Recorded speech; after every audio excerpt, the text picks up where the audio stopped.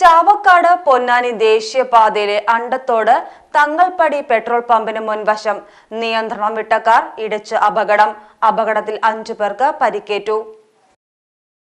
ചാവക്കാട് പൊന്നാനി ദേശീയപാതയിലെ അണ്ടത്തോട് തങ്ങൾപടി പെട്രോൾ പമ്പിന് മുൻവശമാണ് നിയന്ത്രണം വിട്ട മാരുതി 800 കാർ ഡിവൈഡറിൽ ഇടിച്ച് അപകടമുണ്ടായത്.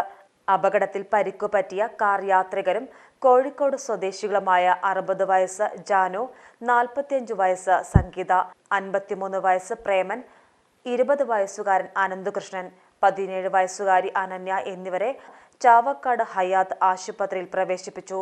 ഇടിയുടെ ആഘാതത്തിൽ കാർ പൂർണ്ണമായും തകർന്നു. കോഴിക്കോട് നിന്നും ഗുരുവായൂരിലേക്ക് വരുന്നതിനിടെയാണ് അപകടമുണ്ടായത്.